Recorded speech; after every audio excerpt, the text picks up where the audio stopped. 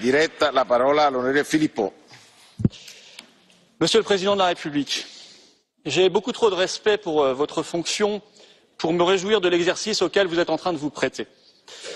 Devant cette Assemblée qui joue au Parlement, parce qu'elle n'est pas un Parlement, il n'y a pas de peuple européen unique à représenter, devant cette Assemblée largement acquise à Bruxelles, où l'on déplaît quand on évoque les peuples, où l'on plaît quand on communie dans la religion européenne, vous êtes venu pour plaire. Plaire aux puissants, comme vous avez toujours su le faire. Plaire aux plus riches, qui peuvent désormais, selon vos propres mots, se débrouiller tout seuls, s'exonérant de leur devoir de solidarité envers la nation.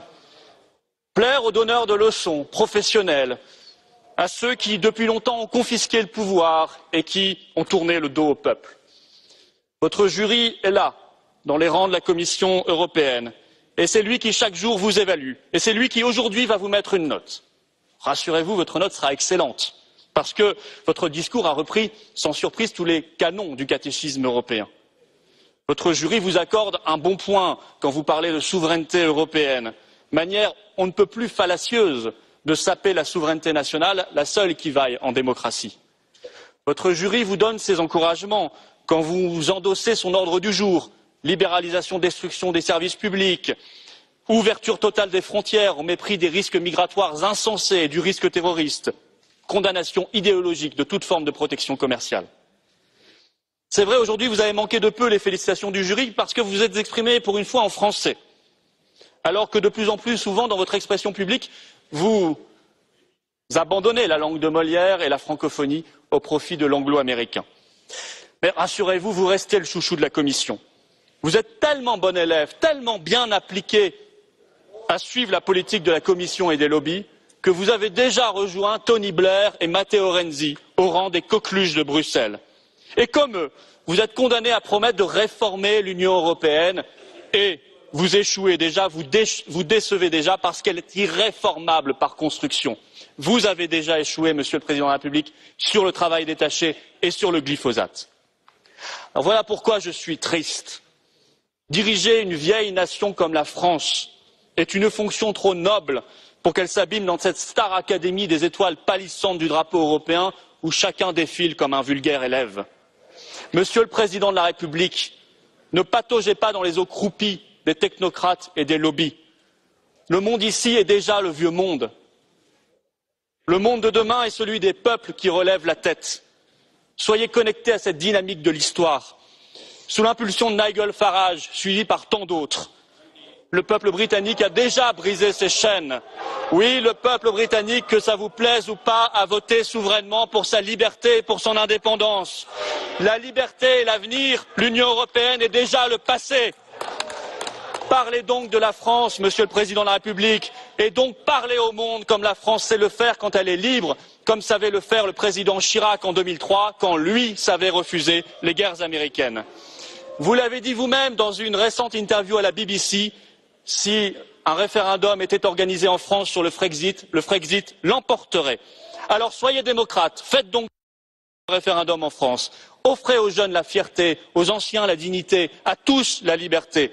La France vaut bien mieux qu'un long tête-à-tête épuisant avec Bruxelles et Berlin.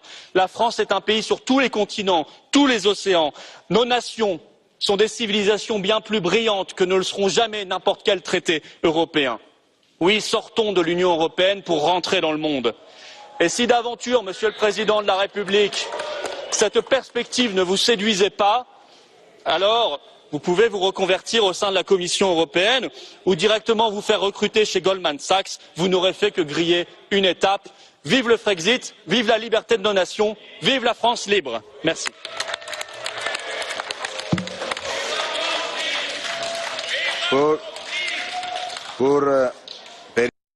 Président, vous avez une dizaine de minutes si vous voulez répondre aux premières questions que vous a posées du côté du groupe. Si vous voulez prendre la parole tout de suite. Président du Parlement, merci, Mesdames et Messieurs les députés, de m'avoir permis de revivre ce que la Constitution française ne m'autorise plus, c'est-à-dire un débat avec le Parlement. J'étais naguère ministre et j'aimais particulièrement cet exercice. Je ne vais pas reprendre forcément dans l'ordre chronologique, mais essayer de répondre aux principaux points qui ont été soulevés. D'abord, tout de même, quand on parle de souveraineté et quand on parle qu'il s'agisse des peuples nationaux ou européens, je voudrais faire 2-3 clarifications. Moi, je suis étonné que vous puissiez dire ce que vous ayez dit sur cette assemblée dans laquelle vous êtes. Vous y avez été élu par le peuple français. Vous avez un drôle de respect pour le peuple français de traiter comme cela la fonction qu'il vous a confiée.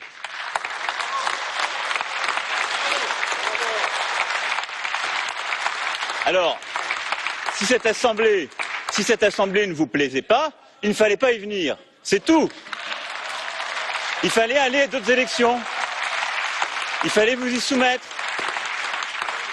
Et quant au projet qui serait le vrai projet français, enfin, les Français l'ont choisi au mois de mai dernier.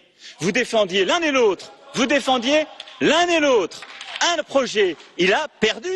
Et il a perdu parce que le peuple français en a décidé ainsi.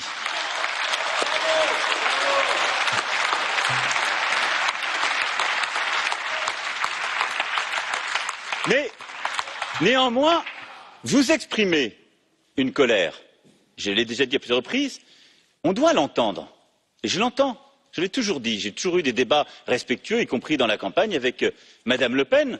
Et c'est aussi pour ça que je ne me retrouverai pas dans la facilité des propos qui jugent depuis ici ce qu'il faudrait faire dans un pays en racontant à peu près toutes les bêtises auxquelles j'ai d'ailleurs répondu longuement dimanche dernier. C'est précisément parce que, ici, je suis avec, en effet, la légitimité du peuple français, mais avec toute l'exigence de celui-ci, que je ne peux pas accepter les propos que vous avez tenus sur ce qui se passe dans mon pays. Le premier, pour vous dire qu'il y a une constitution dans mon pays qui n'a pas attendu pour intégrer les libertés fondamentales, une déclaration des droits de l'homme, un préambule de 46, et qui a intégré toutes ces valeurs. Et il y a un conseil constitutionnel pour juger et savoir si les lois respectent la liberté, l'égalité et la fraternité. Les lois dont vous avez parlé, le Conseil constitutionnel, que ce soit par saisine des parlementaires ou par question préjudicielle pour la loi sécurité intérieure et lutte contre le terrorisme, les a jugées. Et donc vous pouvez tenir des propos d'estrade. Ils peuvent vous aller, monsieur, parce que vous avez le confort de ce salon. Mais moi, je n'ai pas le confort de ce lieu. Et j'ai eu la courtoisie de vous écouter. Je vous demande la même courtoisie. J'ai eu cette courtoisie qui est démocratique. Vous êtes un représentant, je suis un autre représentant. Mais la loi sécurité intérieure lutte contre le terrorisme, elle permet de lutter contre les terroristes islamistes dans notre pays. C'est à ce titre qu'elle permet des visites domiciliaires, c'est à ce titre qu'elle permet en effet la protection d'espaces publics. Je l'assume totalement, parce que je suis aujourd'hui le président d'un pays à de multiples reprises attaqué par des terroristes. Et je ne saurais expliquer à mon peuple que nous désarmons face à ce risque, parce que des gens comme vous se permettent de proférer des contre-vérités au nom des principes qui sont ceux ancrés dans notre République et défendus par le Conseil constitutionnel et que porte tout un Parlement. Et au nom du respect que j'ai pour la majorité au Parlement comme pour le Conseil, je ne peux vous laisser dire les bêtises, pardonnez-moi de ce terme, que vous avez ainsi proférées. De la même façon, vous avez évoqué le projet Notre-Dame-des-Landes et compte tenu du temps qui m'est imparti, je ne m'étendrai pas davantage. Nous avons pris des décisions courageuses et qui n'avaient jamais été prises depuis 20 ans pour arrêter un projet qui n'était pas conforme à nos objectifs. Mais les gens qui manifestaient contre ce projet, est-il légitime de les laisser manifester et attaquer les forces de l'ordre quand il n'y a plus d'origine à leurs manifestations? Les projets agricoles, y compris les plus innovants, sont toujours sur place, portés par des gens qui se conforment aux règles. Mais la liberté, l'égalité, la fraternité supposent aussi le respect de l'ordre républicain. Et on ne peut construire aucun projet si on ne respecte pas les règles de la République.